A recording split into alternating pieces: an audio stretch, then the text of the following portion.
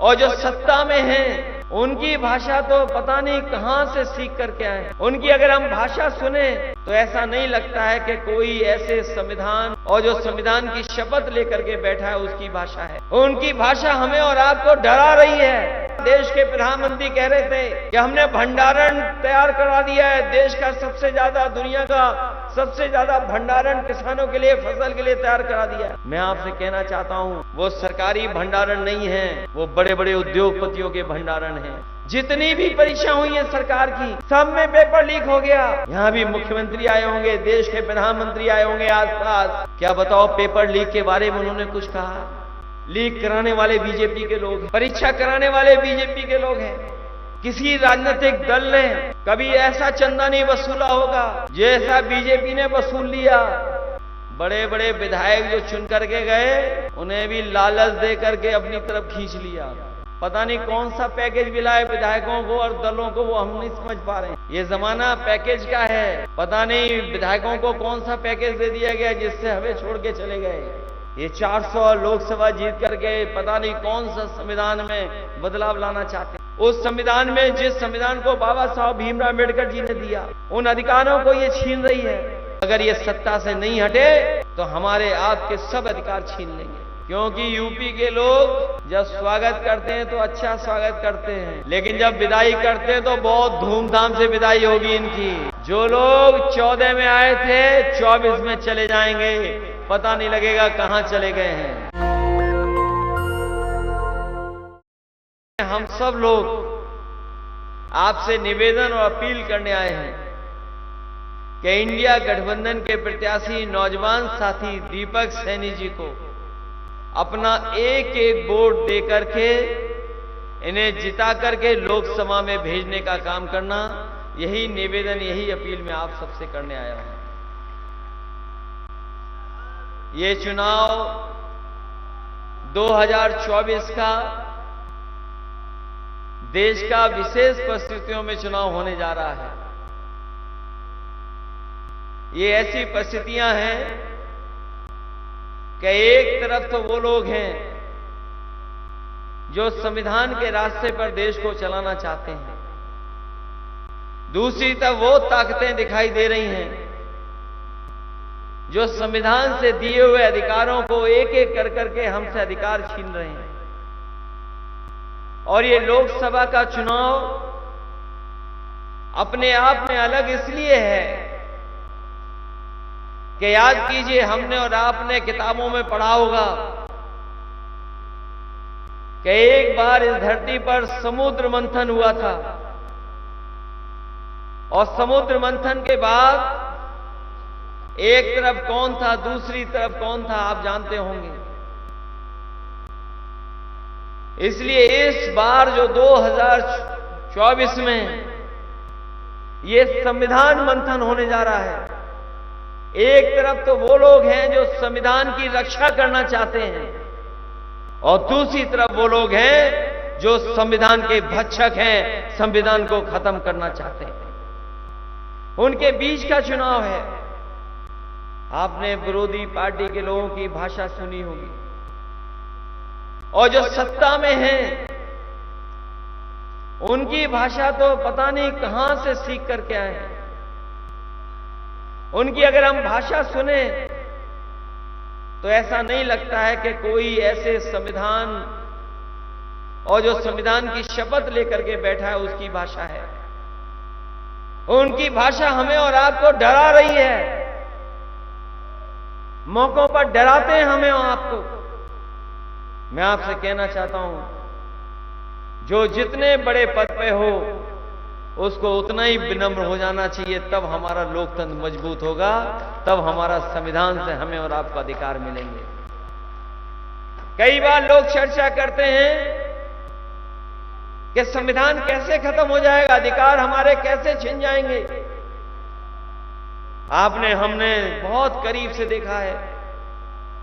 2022 के चुनाव से पहले याद होगा, पूरे देश के किसान दिल्ली में बैठ गए थे, धरने पर थे, सालों साल बैठे रहे। वो अपनी मांग कर रहे थे कि हमें एमएसपी मिलनी चाहिए, एमएसपी के लिए कानून बनना चाहिए। जो 3 काले कानून आए हैं, ये हम 3 काले कानून स्वीकार नहीं कर सकते हैं। आपने वो समय देखा जिस समय फोर्स को आगे कर करके सरकार ने अपनी पूरी ताकत लगा करके सड़कों पर कील लगवा दी, पक्की आरसीसी की बैरिकेडिंग करवा दी, दीवार बनवा दी आरसीसी की, और किसान को वो दिल्ली में अपनी बात कहने के लिए नहीं आने देना चाहते थे। जितने दिन आंदोलन चला, सर्दी में, गर्मी में, परेशानियों में, जो आंकड़े बताते हैं लगभग 1000 के लगभग किसानों की जान चली गई, लेकिन सरकार ने परवाह नहीं की।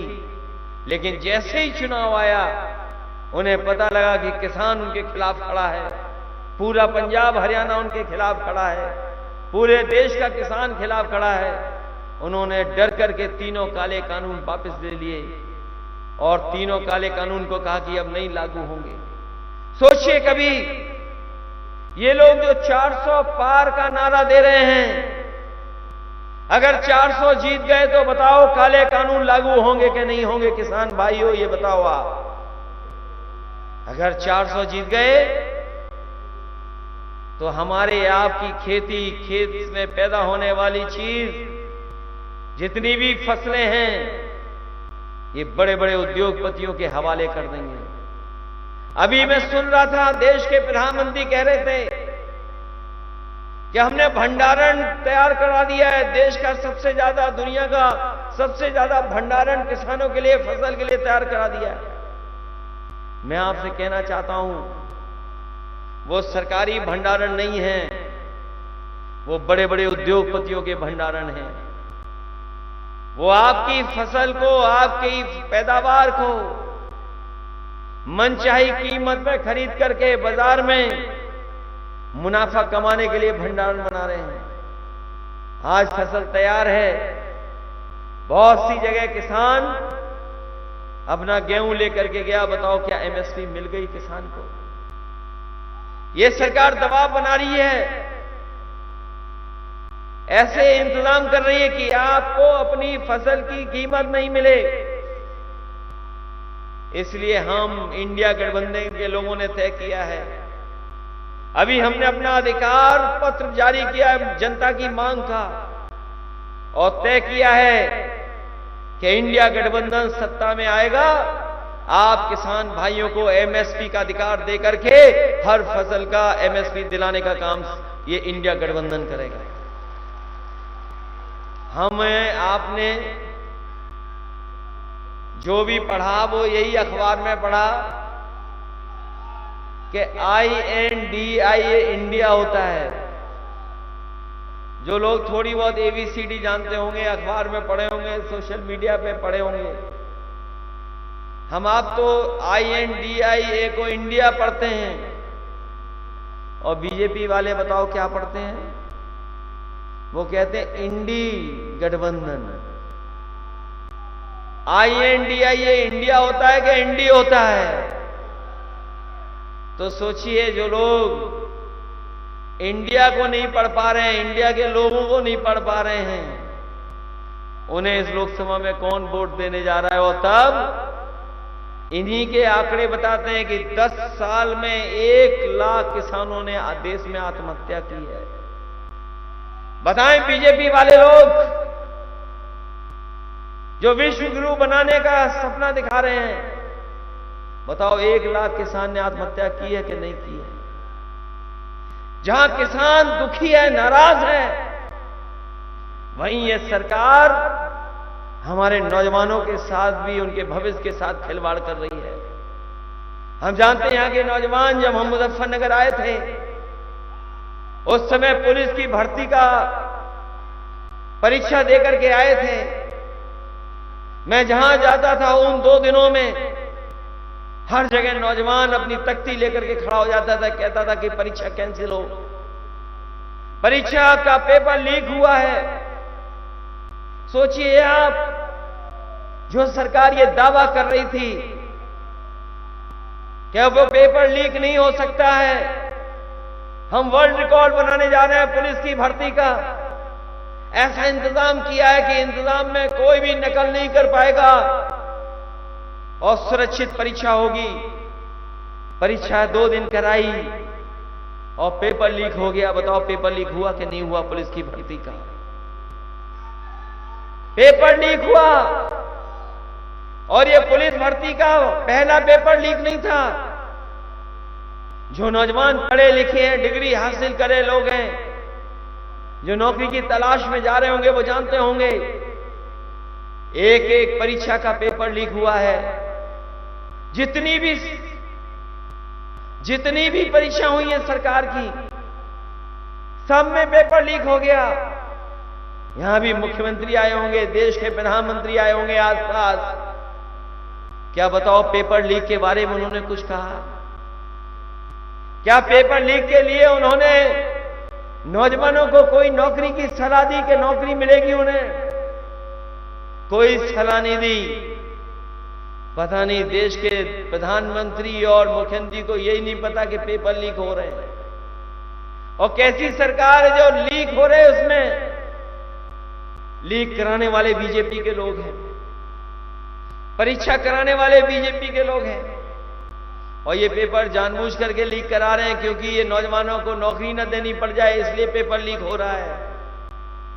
पेपर लीक इसलिए कराया जा रहा है जिससे नौजवानों को नौकरी न देनी पड़ जाए।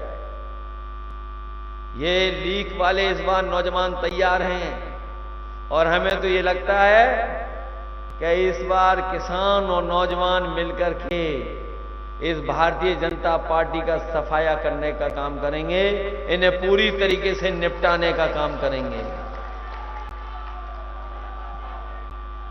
और हमने तो गणित बताया इन्हें, छात्र नौजवानों वाला, और आप लोग भी गणित समझ लीजिए। अगर 60 लाख बच्चों की परीक्षा के पेपर लीक हुए हैं, तो अगर 60 लाख नौजवान, उनके घर परिवार के केवल माता पिता को हम जोड़ लें, 3 लोगों को गिन लें, अगर हम 60 लाख का गुणा हम 3 में कर दें तो 1 करोड़ 80 लाख बनते हैं।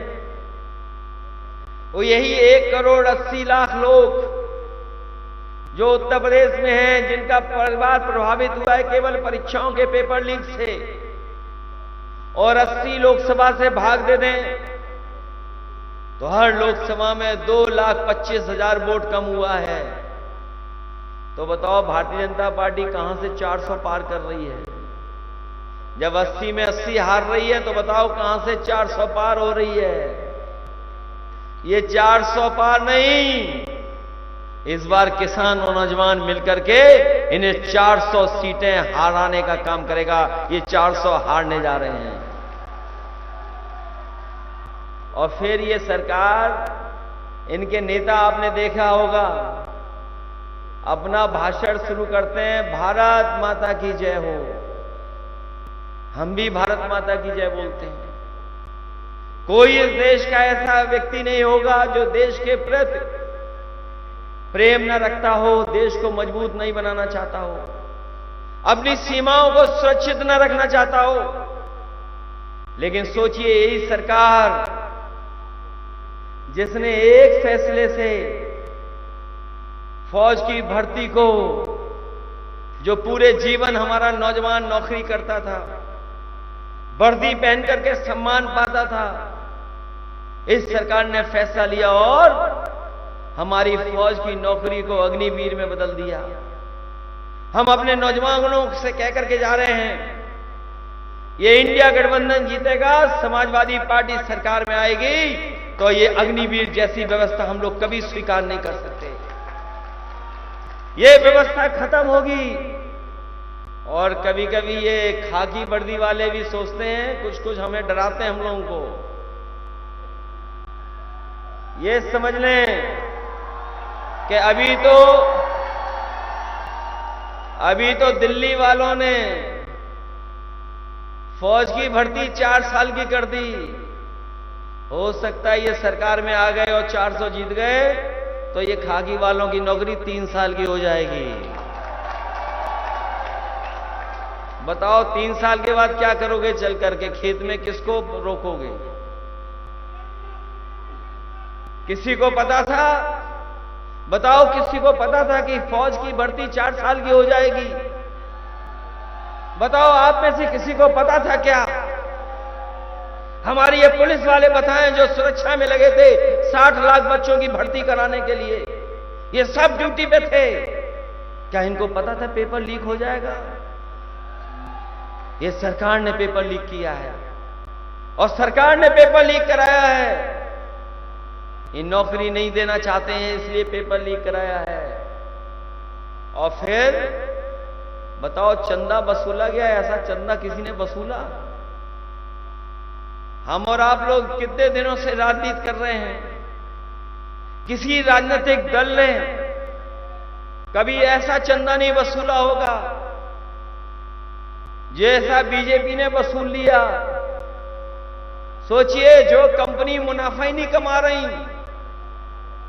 जिन कंपनियों का मुनाफा कम है, टर्नओवर कम है, वो अपने मुनाफे से 4 गुना ज्यादा बीजेपी के खाते में पैसा जमा कर रहे हैं। कोई सोच सकता है कि 1000 करोड़ चंदा लिया जा रहा हो? क्या आप क्या कल्पना कर सकते हो कि 1000 करोड़ रुपए लिए जा रहे हो चंदे के? किसी से 500 करोड़, किसी से 600 करोड़, किसी से 200 करोड़। और ये बीजेपी वाले घूम घूम करके कह रहे थे कि वैक्सीन लगवा लो, वैक्सीन लगवा लो। बताओ वैक्सीन वालों से इन्होंने पैसे वसूल लिए कि नहीं वसूल लिए? आपने सबने वैक्सीन लगवा ली होगी, तो अब तो हमारे जैसे हो आप भी। बताओ चंदा वसूला इन्होंने कि नहीं वसूला? और ये जो आज महंगाई दिखाई दे रही है आपको, ये जो बाजारों में सामान लेने जा रहे हो, दवाइयां लेने जा रहे हो, ये आपके महंगाई इसलिए भी है कि इन्होंने चंदा वसूला है। जिन कंपनियों से चंदा वसूला इन्होंने, वही कंपनियां मनमानी मुनाफा कमा रही हैं। और मुनाफा कमाने की वजह से महंगाई है।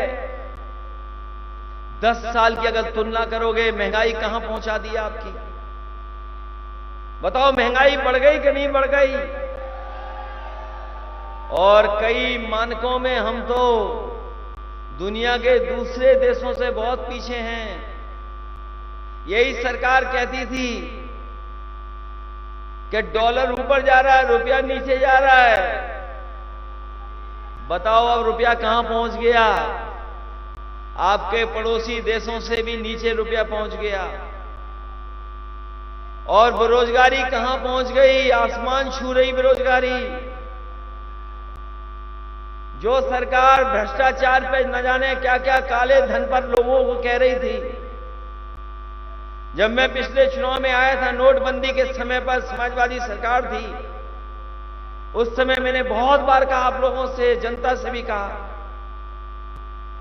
कि रुपया नहीं काला सफेद होता है, लेन देन काला सफेद होता है।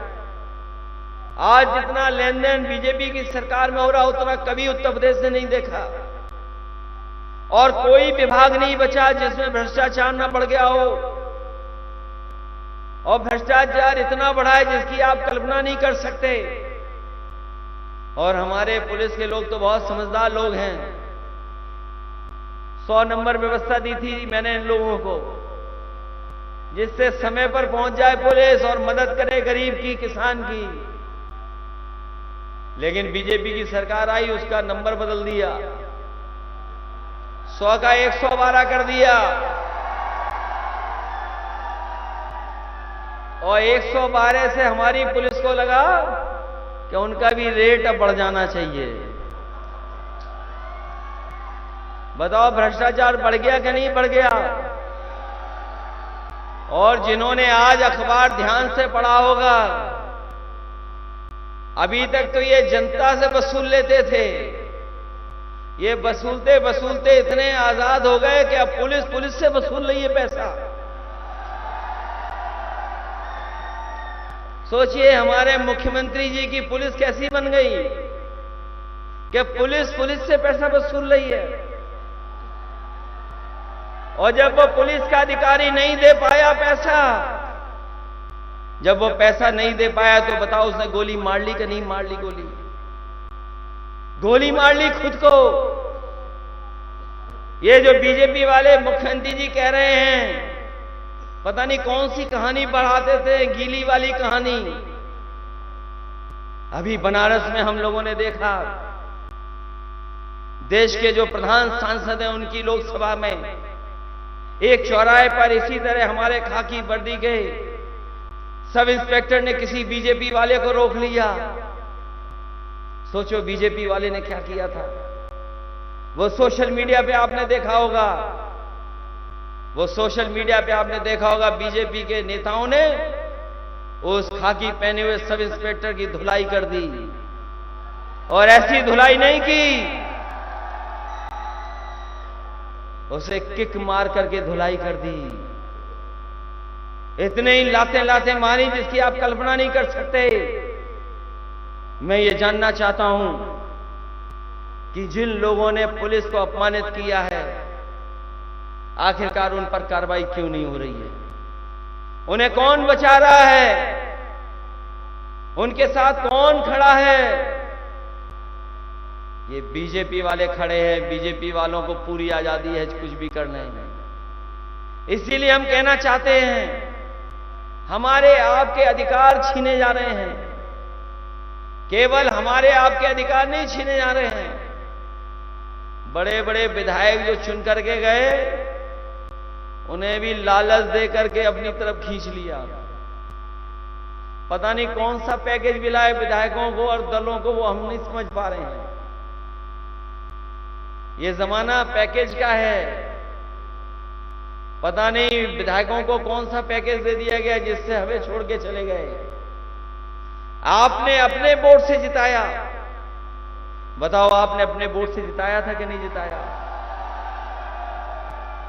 वो हमें धोखा नहीं देके गए, आपको धोखा देके गए हैं। और आपके साथ साथ हमें भी धोखा दे गए।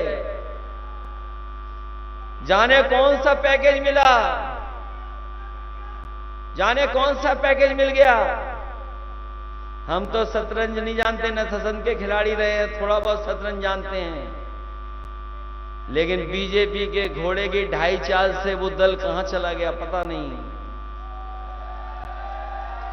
बीजेपी के ढाई घर की ढाई चाल से बताओ दल कहां चला गया। जिनसे लड़कर के हम लोगों ने उन्हें जिताया, आज पैकेज पाकर के उन्हीं के साथ खड़े हो गए। इसलिए ये चुनाव हमारे आपके भविष्य का तो है ही है चुनाव, लेकिन आने वाली हमारी पीढ़ी उसका भी चुनाव है। ये 400 लोकसभा जीत करके पता नहीं कौन सा संविधान में बदलाव लाना चाहते हैं। उस संविधान में जिस संविधान को बाबा साहब भीमराव अम्बेडकर जी ने दिया, और उस संविधान के तहत हमें आपको अधिकार मिले हैं, उन अधिकारों को ये छीन रही है। इनके लिए कोई कानून नहीं है, इनके साथ कोई चला है उसके लिए कोई कानून नहीं है। ये अपनी बड़ी बड़ी संस्थाएं जो हैं उनको खत्म कर करके अपने लिए इस्तेमाल कर करके लोगों पे दबाव बना रहे हैं। चाहे वो ईडी हो, सीबीआई हो, इनकम टैक्स हो, उनके माध्यम से दबाव बना रहे हैं, लोगों को डरा धमका रहे हैं। जबकि कोई भी सरकार में रहे उसकी जिम्मेदारी ये बनती है कि संस्था कमजोर नहीं हो, संस्था और मजबूत हो। मैं आपसे कहना चाहता हूं, जितनी संस्थाएं मजबूत होंगी उतना ही हमारा आपका संविधान और लोकतंत्र मजबूत होगा। लेकिन ये बीजेपी के लोग लोकतंत्र से लेकर के, संविधान से लेकर के संस्थाओं के साथ खिलवाड़ कर रहे हैं। और ऐसे खिलवाड़ कर रहे हैं कि अगर ये सत्ता से नहीं हटे तो हमारे आपके सब अधिकार छीन लेंगे। हमें आपको ये सरकार से कुछ नहीं दे रहे हैं, ना अस्पतालों में दवाई मिल रही, न इलाज मिल रहा है, न हमारे किसान को पैदावार की सही कीमत मिल पा रही है, न हमारे नौजवान को नौकरी रोजगार मिल पा रहा है, ना ही हमारे मुसलमान भाई सम्मान के साथ जी पा रहे हैं। ये सबके साथ खिलवाड़ कर रहे हैं, सबके भविष्य के साथ खिलवाड़ कर रहे हैं। हमारे आपके पास लोकतंत्र में यही रास्ता है कि अपने वोट के अधिकार से इनको हम लोग हटाने का काम करें। बताओ, वोट से इनको हटाओगे कि नहीं हटाओगे आप लोग? हमारी आपसे अपील है कि इतनी लूट और झूठ किसी ने नहीं बोला होगा, इतनी लूट किसी ने नहीं की होगी, इतना झूठ किसी ने नहीं बोला होगा जितना भारतीय जनता पार्टी ने बोला। इन्होंने न जाने क्या क्या सपने दिखाए कि किसानों की आय दोगुनी हो जाएगी, करोड़ों को नौकरी मिल जाएगी, उद्योग लगेंगे, कारखाने लगेंगे। लेकिन 10 साल के बाद भी बताओ कितने घबराए हुए हैं, कितने घबराए हुए हैं। अगर 400 पार से और 400 सीटें जीत रहे होते तो क्या दिल्ली के मुख्यमंत्री को इन्हें जेल भेजना पड़ता झूठे मुकदमे लगा करके? बताओ, ये घबराए हुए हैं कि नहीं घबराए हुए हैं? अगर 400 पार होते तो क्या झारखंड के मुख्यमंत्री पर झूठे मुकदमे लगा करके उन्हें जेल भेजना पड़ता? ये 400 पार वाले घबराए हुए हैं। ये उसी पहलवान की तरह घबराए हुए हैं, जब मैदान में कुश्ती हारने लगता है तो पहलवान न जाने क्या क्या करने लगता है। कुश्ती जीतने के लिए न जाने क्या क्या हथकंडे अपनाता है। इसलिए आप सबसे हम अपील करने आए हैं, ये हमारे पश्चिम की जो हवा चल रही है, जो इस इलाके से हवा चल करके जा रही है, ये परिवर्तन की हवा चल रही है। और इसलिए परिवर्तन की हवा चल रही है क्योंकि इस बार पीडीए के लोगों ने मन बना लिया है कि इन भारतीय जनता पार्टी को पूरी तरीके से सफाया करेंगे। अगर उनके पास एनडीए परिवार है,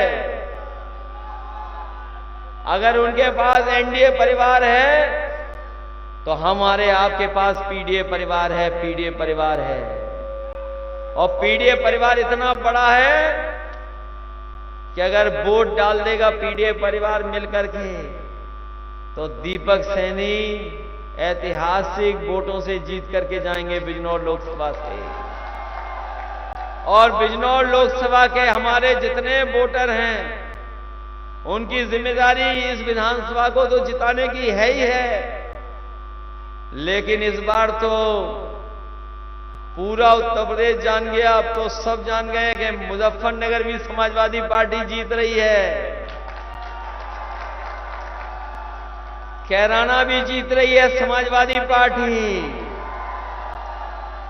आपके आगे चले जाओ, नगीना से लेकर के और मेरठ जो दूसरे चरण में वोट पड़ने जा रहा है, बागपत तक समाजवादी पार्टी जीत रही है। और जो लोग हमारे साथ रुपया बन गए थे वो घोड़े की ढाई चाल से किधर गिरे जाकर के किसी को नहीं पता। इसलिए हम आपसे विशेष अपील करने आए, निवेदन करने आए हैं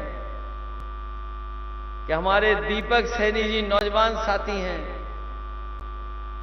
इनकी मदद करना, आप लोग सहयोग करना, इनका एक एक वोट इनको दिलाने का काम करना। इनकी मदद करोगे आप सब लोग? ये जीतेंगे तो संविधान की मदद होगी, बचाने का काम होगा। और इस बार तो उत्तर प्रदेश में ये इंडिया गठबंधन कमाल करने जा रहा है। परिणाम भी कुछ नए आने जा रहे हैं, नए। ये बीजेपी के लोग घबराए हुए हैं क्योंकि यूपी के लोग जब स्वागत करते हैं तो अच्छा स्वागत करते हैं, लेकिन जब विदाई करते हैं तो बहुत धूमधाम से विदाई होगी इनकी। जो लोग 14 में आए थे 24 में चले जाएंगे, पता नहीं लगेगा कहां चले गए हैं। नेशनल दस्तक की आपसे गुजारिश है कि अगर इसको बचाना चाहते हैं तो नेशनल दस्तक को सब्सक्राइब करने के लिए रेड कलर के सब्सक्राइब बटन को दबाएं, फिर बेल आइकन की घंटी दबाएं। नेशनल दस्तक को बचाने के लिए बहुत जरूरी है कि हर खबर को शेयर करें, लाइक करें, कमेंट जरूर करें।